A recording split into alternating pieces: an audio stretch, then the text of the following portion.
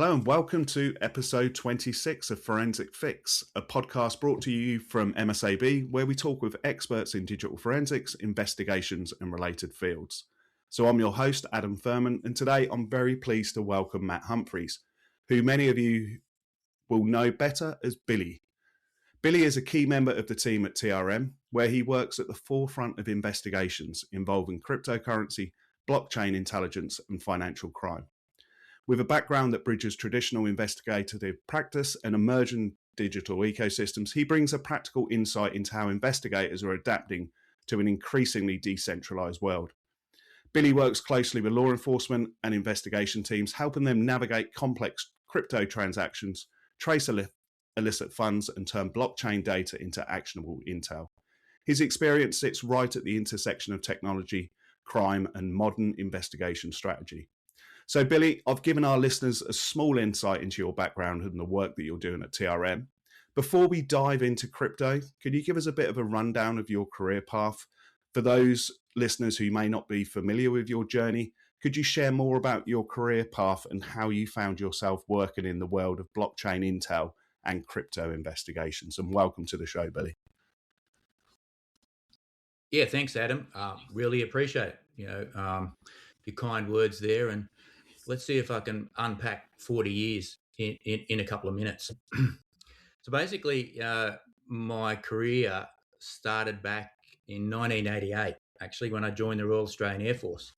I was part of the Air Force Police. And my first interaction, with really anything, resembling technology, in an investigative context was around about 1994. So we had a case involving, some stolen RAM from a computer, which, sounds pretty basic now, but at the time it got me thinking about the role, technology was going to play, in investigations. So I thought, you know what, I might apply for a computer course because this, 1994, these computers, they might take off, So I did in the Air Force. I got onto a computer course, but instead of, I got sent to a course where it was actually how to build a computer from scratch, not how to use a computer. So, but in hindsight, that turned out to be like pretty valuable. Around about 96, then I left the Air Force and joined the New South Wales Independent Commission against Corruption. And that mid 90s then was around the time when investigations, they were starting to become a little bit more technically orientated, and so that's when I first leaned into what obviously back then was called computer forensics. So I did my first N-case course in around about 1997. Like there was like 3 people on the course interested. Wow. What version of N-case? What version of N-case? Can you remember? Like 3.1 or something. Wow. Because before that it was like Safeback and Norton Utilities and the like. Not much else around. But that that was really my formal, this is the start of my formal journey. And then in around about 2000, early 2000s, for some family reasons, I ended up relocating to Queensland and actually spent a little bit of time running my own business. I was a licensed private investigator, but that didn't last long. Had to go get a real job again. So I joined the Health Insurance Commission, which is now actually Services Australia, working investigations. So while I was there, early 2000s, I started to get more into sort of like the digital forensics space. So what I did is I helped establish a national computer forensics capability, which at the time at Health Insurance Commission was like very early adoption. Because we were effectively like building that capability from like ground up, like the tools, the processes, training, everything.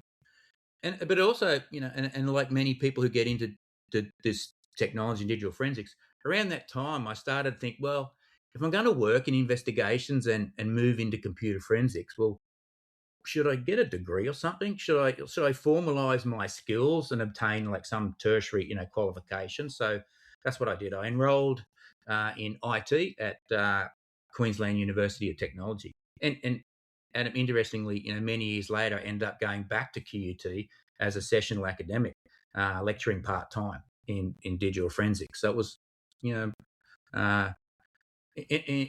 so in kind, sort of some way it went full circle for me, the QUT thing. anyway, back to the path. I'm saying I'm only now at about 2005, so I still got to get a bit to go through 40 years, haven't I? So 2005, roughly around about then, is when I joined the Australian Federal Police as a digital forensic specialist, and that's really where I spent the bulk of my career. And because not crypto, but digital forensics really took off around about that time. As you can imagine, I worked across all the usual crime types, serious organised crime, CT, child exploitation. Because back then there was definitely an overlap, between traditional investigations. Cyber was taking off, but digital forensics definitely was becoming increasingly central to everything that we were doing. Fast forward to about 2019, I was deployed offshore with the AFP in the Asia Pacific region, working out of many Australian embassies or consulates, and I was the regional digital forensic specialist. So that role, Adam, is focused on capability uplift, supporting like partner agencies, uh, but mostly training in digital forensics, cybercrime, and it ended up being a lot of cryptocurrency investigation training, because that's when we really saw around 2021 roughly. I was seeing around APAC how quickly crypto was becoming part of the investigative landscape. And then we finally get to where I am now. In September 2022, actually, I left the AFP and joined TRM Labs, where I'm currently the director of public sector relations now. And I work with law enforcement and government agencies, as you mentioned, across APAC, basically just to help build capability in cryptocurrency investigations. But what I really love about part of my job now, Adam, finally on my career, is that a big part of my role, almost now getting close to my 60th birthday, by the way, is supporting DF practitioners, helping them understand how crypto actually shows up in their day-to-day work. So that involves mostly education, around the crypto artifacts and the like, and how to interpret those, in investigative Yeah. context. So ultimately, helping DF teams think, of crypto not as a specialist area anymore, but as a standard part, of modern investigations. Yeah. And it plays that part for most investigations in digital forensics. Like back in my lab in law enforcement, we always had people who everybody understood Linux, for example, but you'd always have one person in the unit who would understand it that bit further. And the same with Mac OS forensics or phones. I suppose crypto is in that space that everyone can have a base understanding of it. Yeah, definitely. And if you don't spend the time at it, like anything, you rely on others, Yeah. And that's clearly what happens for sure. And for those people who have never met Billy, I can certainly tell you he doesn't look like he's approaching 60. But I am going to date you a little bit here with this second question. What was your first personal computer? Do you remember? Yeah, actually, now this is quite strange because I got my first personal computer, around about 1998. So I would have been around about 32. So imagine getting your first computer at 32 years of age. Well, that was me. Yeah. It was actually my brother Michael. Actually, was working. I think he was at Compaq at the time, and he managed to get his hands on a Compaq Presario. I think it was a 2200 or something like that. It was definitely a 386. And he actually brought it around to my place, and he set it up for me. He was really into computers, and to be honest, I don't remember doing a lot with it. It just felt like something I should have. It looked pretty cool. Didn't fully understand it, but I wasn't using it in any serious way. That's for sure. And I think mostly I just played a few games on it. But in reality, probably what I think looking back, that period probably was where uh, I was starting to learn everything about working with technology. That's for sure. And just having it in the house, made me sort of think about computers from a technology perspective in law enforcement. Yeah, and was there a particular investigation early in your career where it really clicked that being part of this technology sort of uprising and understanding the technology was going to become critical to investigations. Yeah, definitely. Not in 1988 though. Wasn't many investigations around then, but definitely there was one investigation in particular that it sort of it started that journey, and it was clear to me at that point how important understanding technology, was going to become, not just like digital forensics in general. Because it was around 1996 or 1997 when I was working at the New South Wales Independent Commission Against Corruption. And the matter itself I'm just about to talk about has been publicly reported, so I'm not talking out of school here, Adam. The investigation involved actually the New South Wales State Rail Authority and their procurement processes. And one of the areas I was looking into involved an IT manager who was responsible for rolling out new infrastructure and decommissioning some of the old equipment. So you can see sort of what's happened here. The allegation, was that instead of disposing of the equipment appropriately, he was actually diverting it and selling it privately, for his own personal gain. So part of the investigation, we executed, search warrants on his home. We located, quite a significant amount of networking equipment, switches and other bits and pieces that looked like it had come from some large enterprise environment. Now, he claimed that he'd purchased it from some various markets, which didn't really align with what we were seeing, though. So the challenge for me right there at that point, Adam, was how do I prove that this equipment was actually connected to the State Rail Authority network? Right? That was what I was trying to do. This is back in 1997.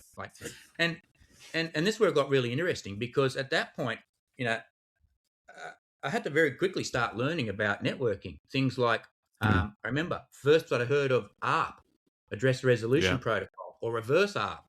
First I heard of DNS, DHCP, MAC addresses. All of a sudden, all these concepts that I didn't really know anything about, I had to try and learn. So, look, I had to go down to the library. I had to get textbooks out.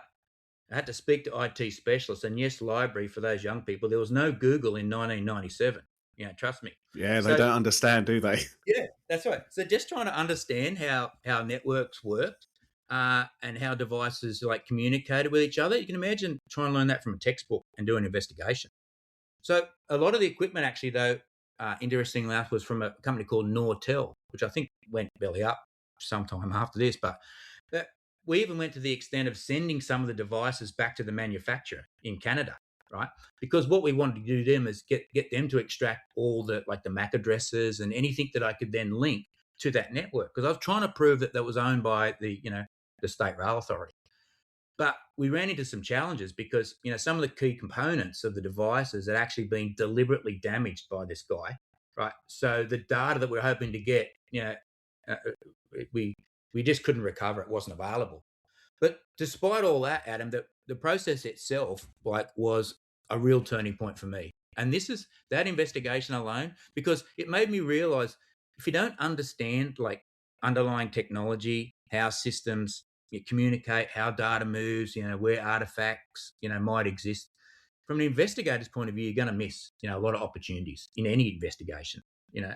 And sort of more importantly, I suppose, it made me realize that technology, then even in the mid 90s, it's not just going to be part of some investigations, it's going to be part of like almost all of them. So that was really the moment, when I decided, if I was going to stay effective as an investigator, I had to lean into technology, not avoid it, basically. And there's this saying that I really like, that I've always liked this saying about the steamroller of technology. Have you heard it? Like No, I when the haven't. yeah, when the steamroller, of technology, comes rolling down, the road and runs right over the top of you. You're either part of the road or part of the steamroller. Mm. I love that saying because for me, that was the point where I decided I needed to jump on. I needed to become part of the steamroller and just not be left behind on the road, if you know what I mean. Yeah. So looking back, obviously now that that sort of, we're getting into the crypto in a minute, but that moment feels very similar to where we are today with things like crypto. Like, you might not fully understand it at first, but it's part of the whole, environment that we're in now, and you have to engage with it because that's where the evidence is. Yeah, and very similar to you, Billy, and I think it leads us nicely onto crypto. I remember getting an investigation, and it was intelligence received from one of the social media channels with illicit images that were being shared, but it resulted to a NAT address Yeah. because IP addresses are running out. We're still running on old technology, so they build new apartment blocks, and then obviously that apartment block's got the same IP address, but then it resolves down to port ranges within that. I didn't know anything about that, but I had Yep. to research it. I could have just, you have no choice but to become that steamroller and to educate yourself and to prove theories. And in this industry, it's never going to stop because, like you Yep. say, that steamroller is going to carry on with new and new technology, and you have to adapt and learn and be part of it rather than the road. So I love that analogy as well. Yeah. And how would you say, so moving into crypto, how mature is cryptocurrency as an artifact in digital forensics today? Are we early, mid, or are we late stage to this? Um, yeah, I do actually think that's the real key question here, because I think for me the easiest way to frame it, based on the fact that this is a digital forensics podcast, is to compare it to something that we've already been through as digital forensic practitioners, and that's mobile phones. So if you go back to around, say, 2000, right? Mobile phones were starting to become a little popular, but definitely sort of not common in investigations. You probably had somewhere around 10 to 12% of the global population actually, using, a mobile phone in a meaningful way. So at that point, computer forensics was still, a very new discipline, and mobile forensics from a law enforcement perspective didn't really exist. Maybe Adam, maybe XRY, I think, released something, or MSAB released the XRY around about 2004. There was a couple other companies, but you can imagine very early Yeah, 2000, not a lot of mobile phones around. So if you fast forward like to today, though, it's impossible to even think of running an investigation without considering mobile devices, right? It's just like it's part of the standard workflow. So yeah, I think of cryptocurrency, is sitting in a very similar place right now, to where we were with mobile phones, say, 20 years ago. As I said, 20 years ago, 10 to 12% of people were using them. Guess what? Globally now, roughly 10 to 12% are using crypto. That's a very, like the statistics is very, like paralleled there. So obviously, depending on how you measure it, but it's definitely not everywhere yet, but it's far from rare. So I describe crypto from a DF perspective as being definitely at the early to mid stage, and because now it's very close to that inflection point. Because now, like, we're seeing that, like, crypto's not just confined to one crime type. It definitely, shows up across, drug investigations and fraud, child exploitation, and that's really an important shift. Um, but but even if it's only present, say, in like 1 in 10 cases, the risk that it's not part of your workflow, um, it's very easy to overlook. You know, um, so that's exactly what happened with mobile phones. In the early days, because I was there. Like, I was there when the phones first started arriving in the door, and there was a period where devices, were being seized, but not examined properly, or not even examined at all, because they weren't really seen as a critical, evidence source. yeah, Um, that they were just, like, and that's where we're seeing, the similar pattern right now with crypto. Right. So uh, it's often there, but it's either not recognised, or it's treated as something that gets handed off, to a specialist later, maybe. That's if it's picked up at all. So from a yeah, maturity perspective, you asked, I think that um, we're also still working through the fundamentals. We're still looking for the key artifacts. Where do they live? How do we detect them? what are the tools doing? How do we interpret, what we're seeing and all that sort of stuff. But and importantly, like it's the workflows. How are we integrating this into existing workflows? Because let's face Yeah. it, often examiners are relying on the tools, for the insights, Hmm. and which then, the burden, sorry to say, but it sits with the companies like MSAB to deliver, you know, Yeah. and clearly at the moment, crypto still sits slightly like outside of the standard digital forensics process. It's considered really additional rather than like something embedded. But I think over the next few years, that's definitely going to change quickly, Yeah. Adam. And I think because of all the adoption, the more cases involved, from using digital assets, it's going to become definitely less specialist area and more of a baseline capability.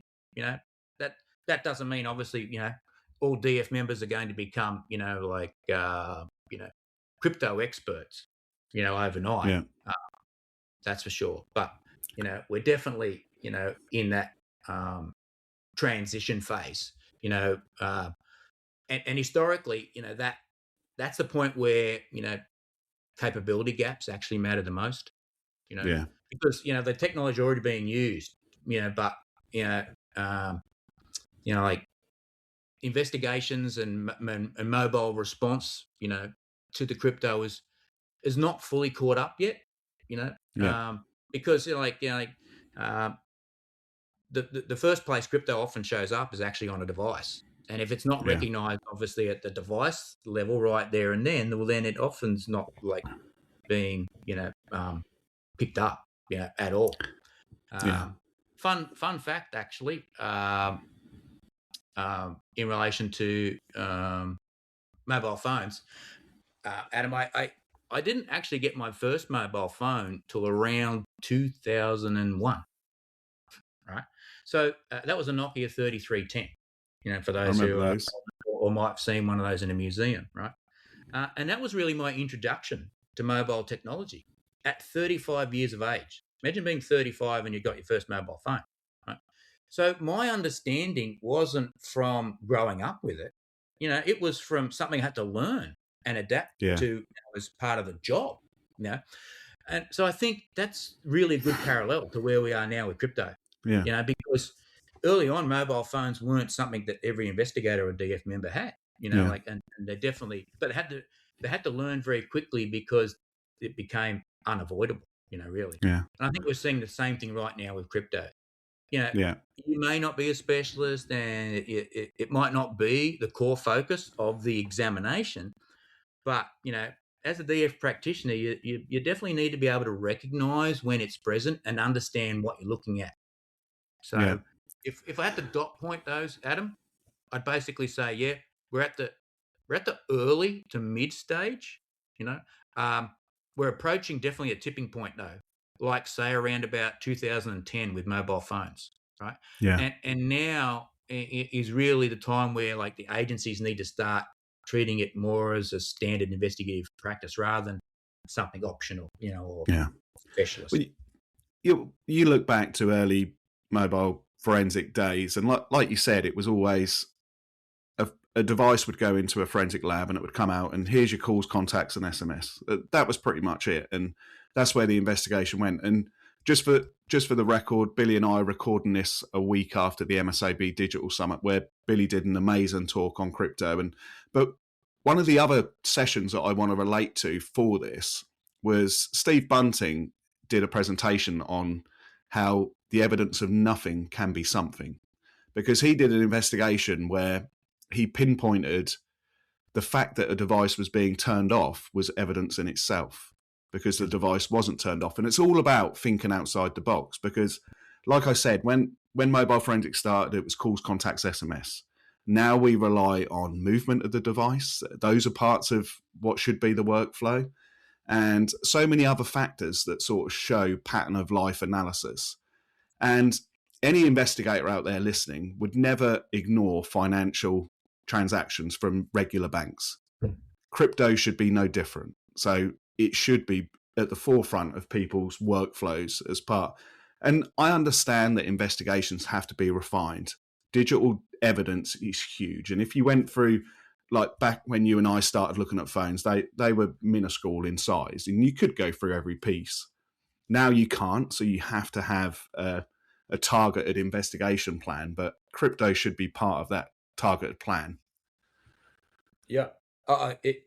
You make some really good points there, um, Adam, and I think it actually reminds me of when I first had an issue with a job where um, there was some issue with location services, right? And there was an image on a phone, and location services were supposedly running, and there was another image on the phone that was taken, at least an hour away from the first one, but time wise, it was like 5 minutes away, right? And it had this dilemma, like in 2010 or whatever. I was like, how could this be even possible?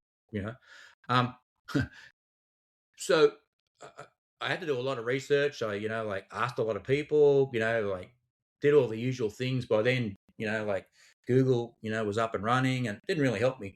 Anyway, cut a long story short, is that I discovered that if you, take a picture of something with location services on, then turn location services off, right? And then travel an hour and then turn on location services, but take a photograph in the first 5 seconds or 7 seconds, right? It takes a little while for location services to really get your true point. So when it takes the second photo, right, it actually thinks it's still in the first location, right? So I actually stood in the middle of a baseball diamond. Actually, I remember that in Coomera in Queensland, where I was actually living, where my son actually used to play baseball, because I wanted to know exactly where I was and what I was doing. And that's I love that old school sort of like go out and try to explain the evidence by doing something that makes sense to you. And that was basically, one of those instances.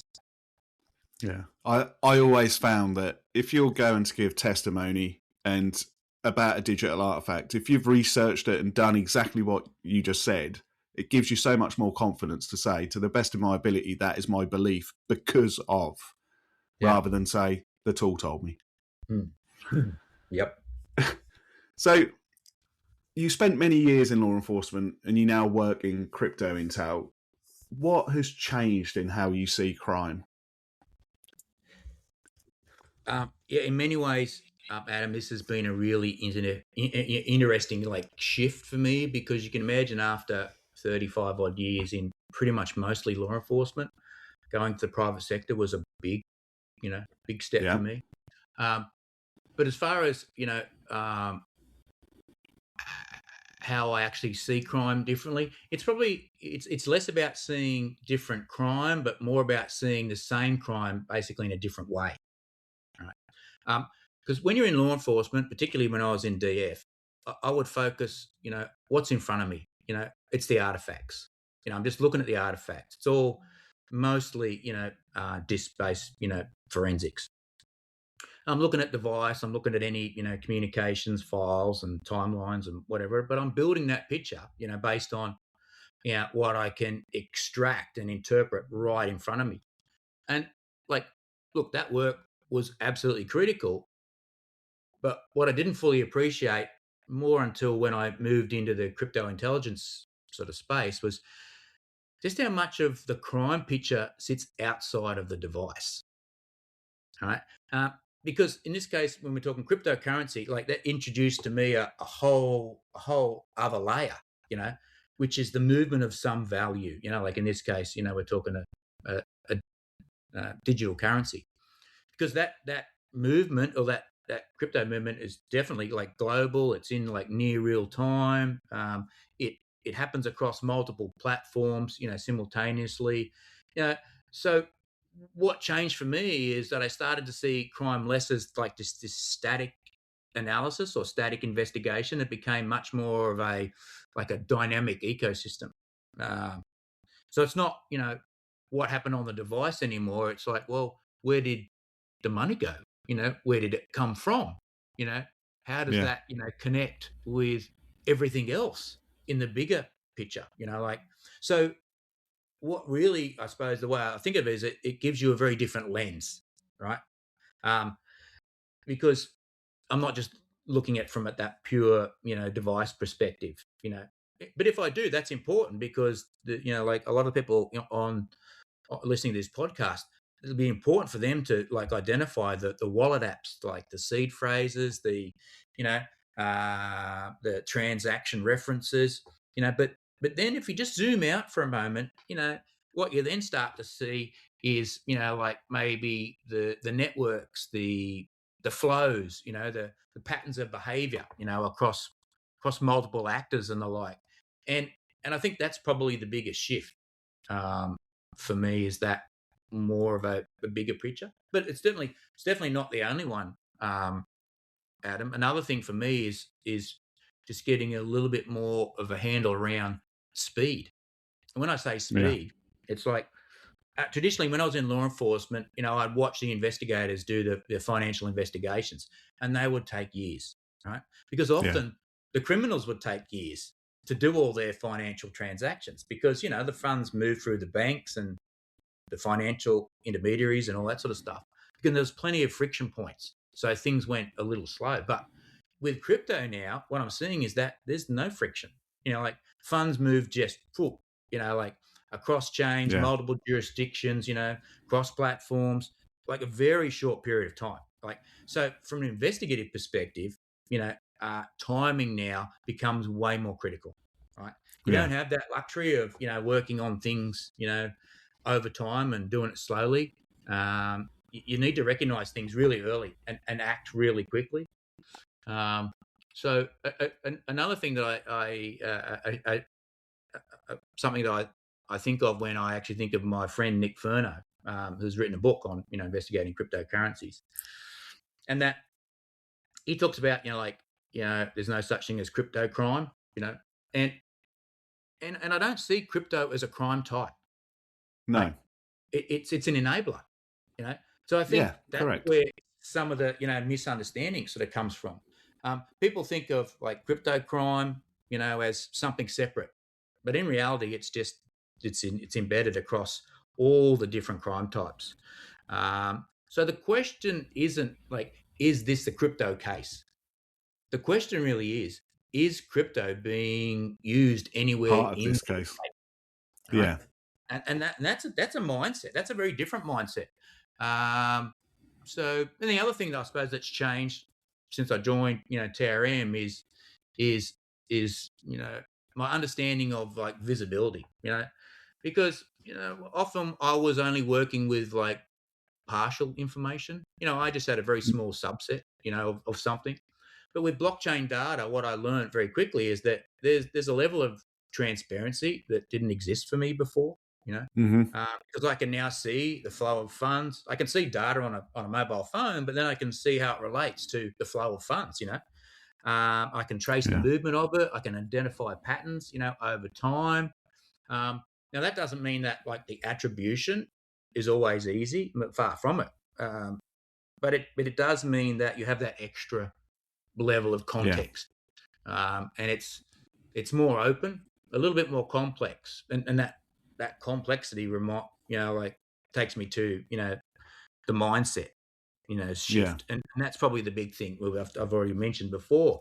Um, the mindset, because when I was in law enforcement, crypto was often seen as something like it's new, and it's still even now, even though it's been around for ages, it's new, it's complex, it's a bit niche. You've probably heard all these terms, Yeah. and people talk about it like that, Adam.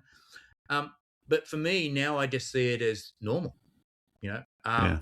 so but not in the sense that everyone's going to understand it, Yeah. Yeah. but in the sense So that it's becoming part of the everyday investigative reality. That's where I see it. so why do you think cryptocurrency is still treated as a niche capability rather than being embedded in everyday workflows? Do you think it's because of that lack of understanding or scared? Um, it's all those. It's all those, mate. It's probably a combination of things. Definitely that mindset, that we were just talking about. I think for a long time, crypto has been positioned as something like, oh, it's highly technical, it's specialist, and even a bit intimidating. Let's face it. Um, and it's something that gets labeled, and you know, because it's been labeled that way, it tends to get pushed into the corner, right? And it becomes, oh, we hear that saying, oh, that's for the crypto person, or that's for the specialist team. We all hear that, and and what that means in practice is that it's not part of the default workflow. You know, that's that's an issue.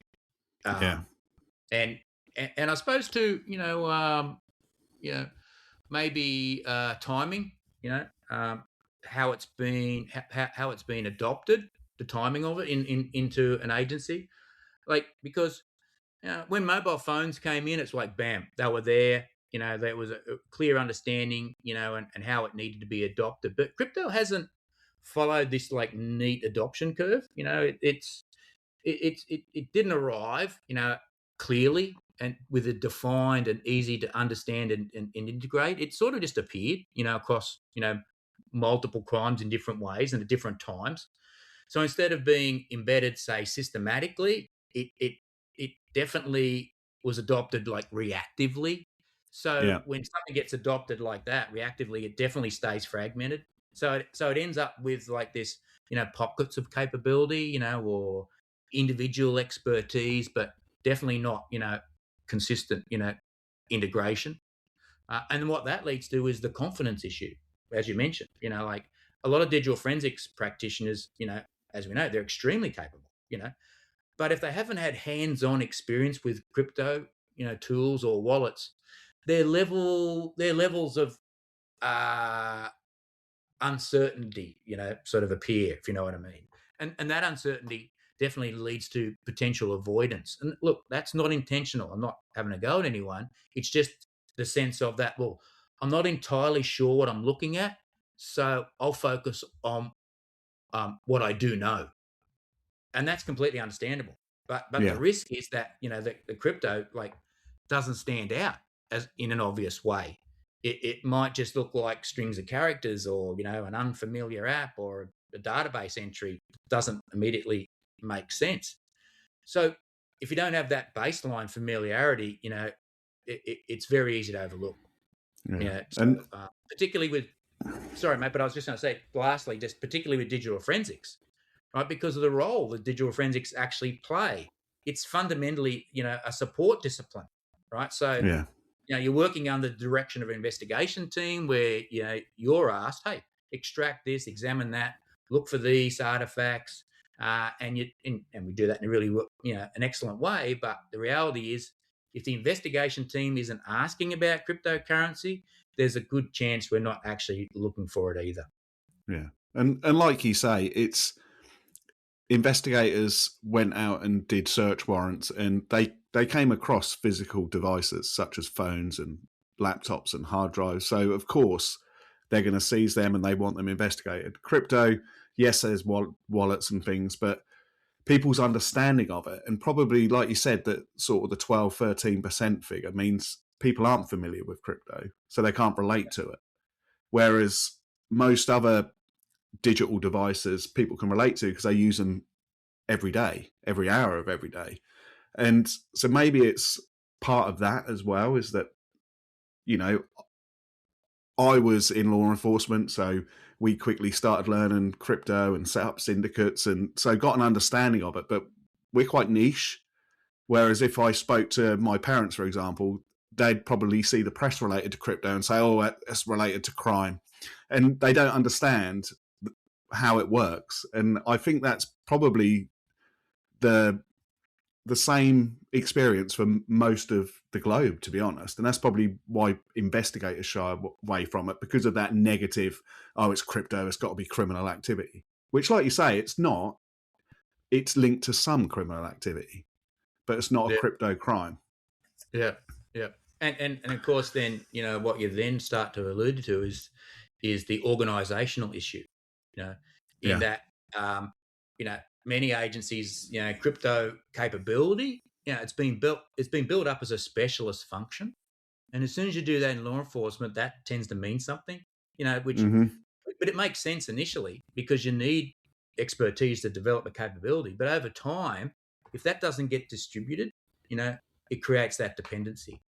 And that all Yeah. of a sudden that dependency becomes, well, maybe I'm not going to, dabble into that area because it's obviously not that important. It's a specialist capability. Yeah. Mm. And what would you say is crypto first thinking? What does that actually look like in practice for digital forensic examiners? Uh, well, firstly, Adam, and I spoke about this. You'd mentioned I was on the webinar the other day, and I talked about some of this during that webinar. But I I think the really important place to start uh, is that when it comes to actual cryptocurrency, to be crypto first thinking, it's not particularly, about memorizing artifacts. That's not the starting point, right? It's actually about understanding how people interact with cryptocurrency, right? Because once you understand like the user behavior, the artifacts definitely start to make a bit more sense. For example, when someone creates say a wallet, right? On their phone, for example, one of the first things they're prompted to do is back up their seed phrase. Now, in practice, that doesn't just sit neatly in one place. Yeah.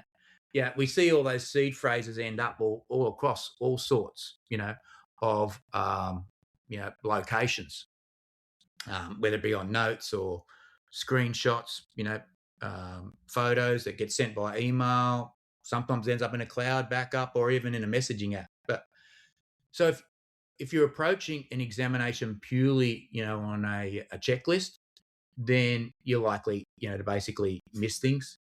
So crypto thinking is definitely not about just checklists, but it's that understanding, what the user is trying to do. Like, are they setting up a wallet? Are they, are they securing their access? Are they moving funds? And at that point, you start to think, well, where would they have stored that information that I'm looking for? Or also, where has the file system or where has the operating system stored that information? Right. And that's why hands-on experience is so important, because without that practical understanding, it can be like definitely harder to interpret what you're seeing because you don't have that like mental model of how these tools work or behave. Imagine trying to investigate or analyze Facebook and you've never even seen Facebook, right?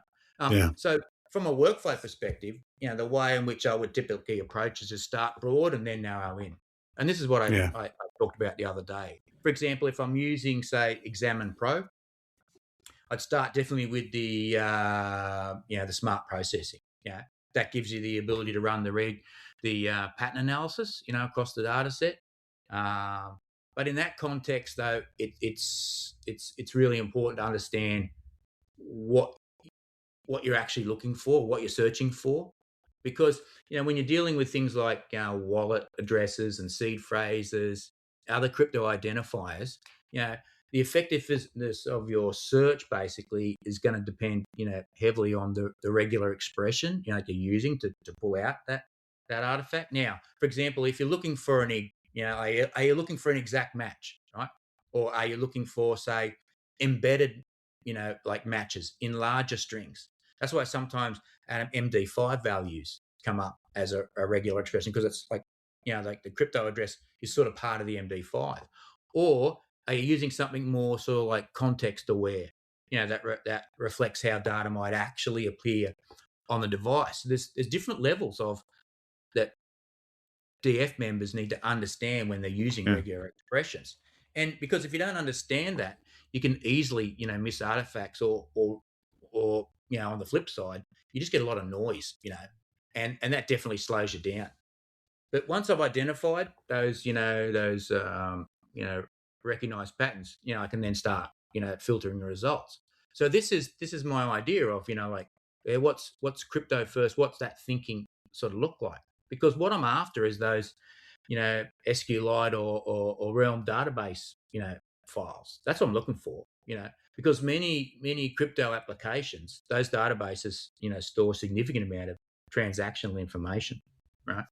So other things, if you're a crypto first sort of thinking type person, just some understanding of some very basic keyword searches. And this may sound a little bit crazy, but yes, just standard keywords. And there's this keyword that I talked about the other day called mnemonic, you know, starting with an MN, EMONIC.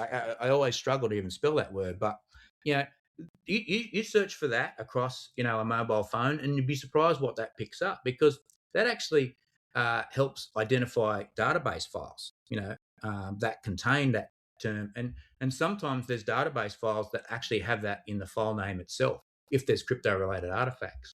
And so, but in many cases, those databases they're going to be encrypted, you know, but they still, even the partial information, it can still be definitely, you know, valuable. So another couple of things, you know, like another couple of words like history, for example. If you're thinking crypto, you know, then you should be, you know, someone who's thinking, I'm going to look at history, just like you would look at normal browser history for any other type of job.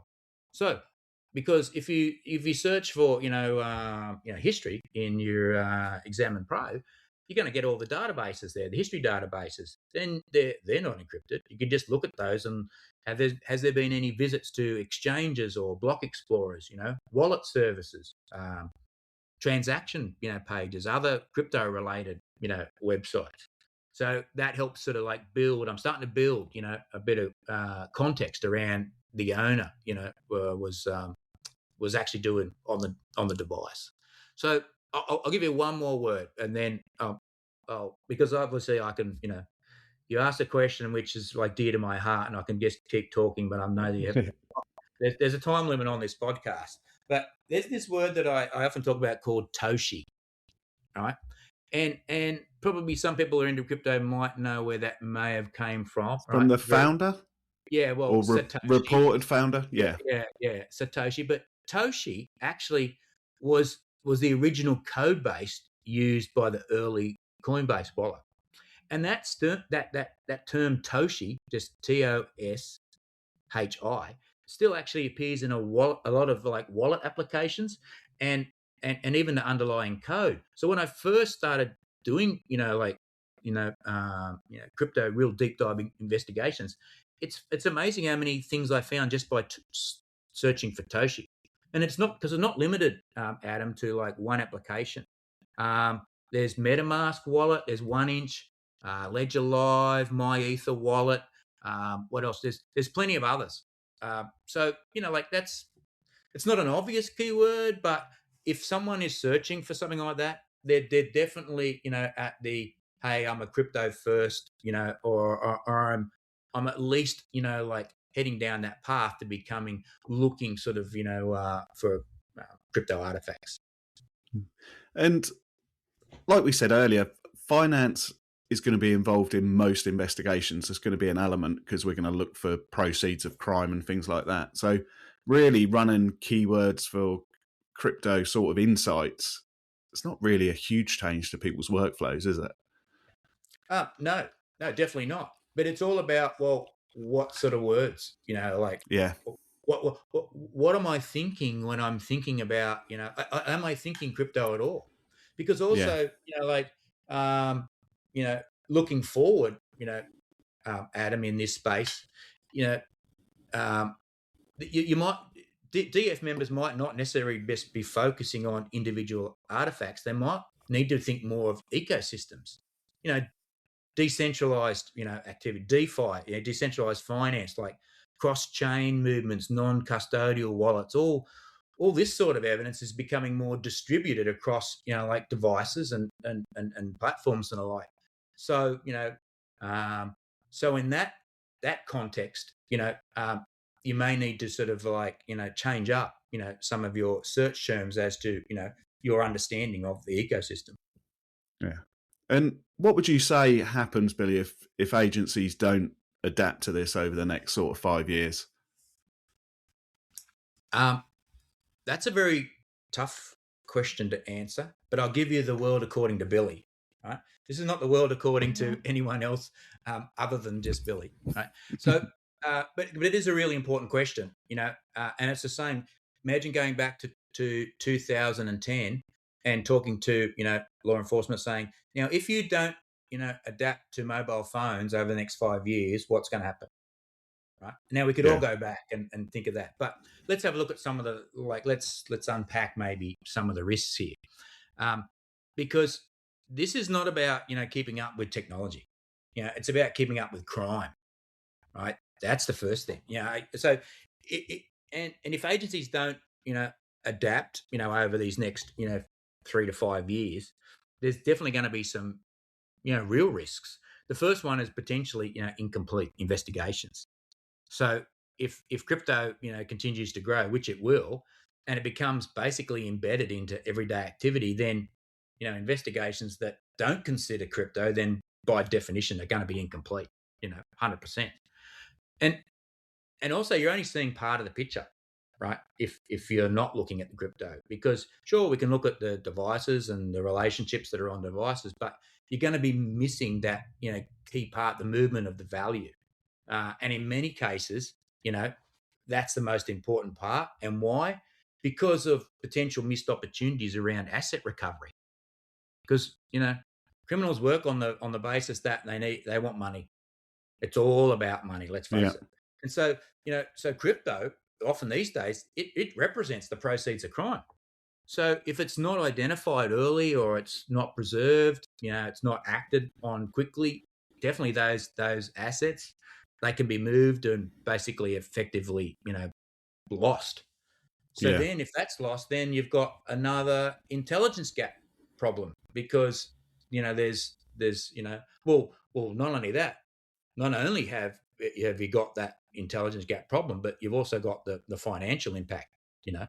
Um, Speed, I've talked about this before, like if criminals, are already comfortable using crypto, go back to 2010, criminals were using mobile phones, criminals are now comfortable using crypto, right? Um, they understand it. They can move the funds. They're using the different chains. They're using obfuscation techniques. They're not waiting, for law enforcement to catch up, are they? So, Of course they're not. the agencies.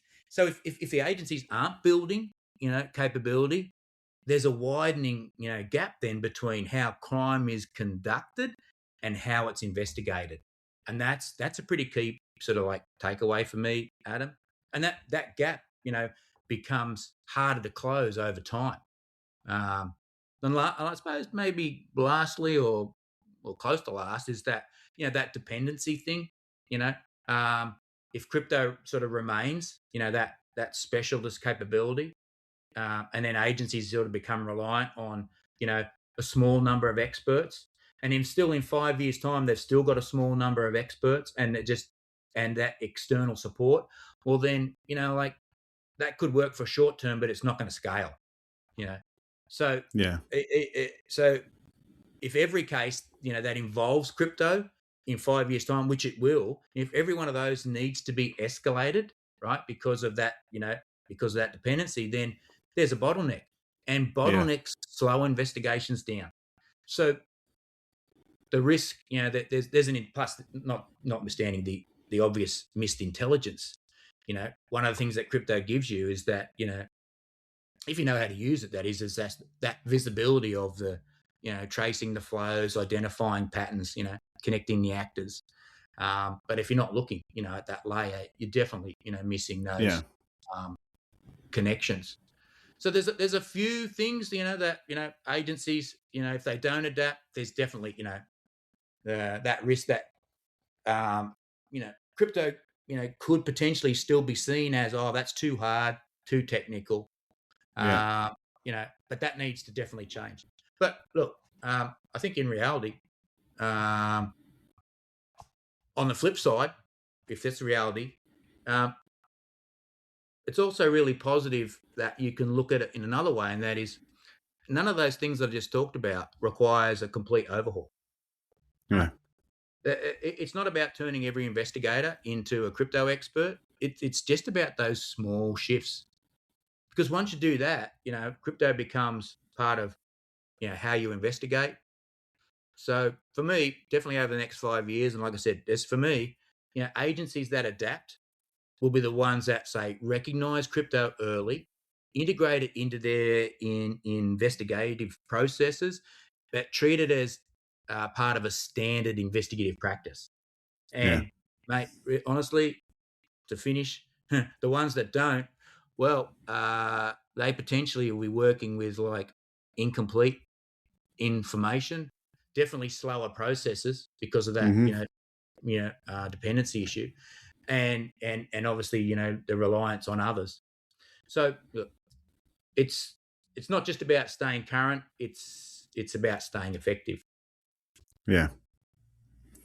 And for those of you who have found today's show interesting and insightful, I will put a link to Billy's LinkedIn profile so you can connect and you can establish how TRM could assist your organization. But as always, a huge thank you to Billy for joining me today on Forensic Fix. What I really appreciate about this conversation is the fact that it wasn't just about cryptocurrency as a buzzword or a specialist niche. It was about mindset. It was about how crime has evolved and how technology reshapes investigations and how we as a community choose to respond. From first computers and early caseworks through to blockchain intel and crypto first thinking, there's a clear thread running through the journey that Billy's had.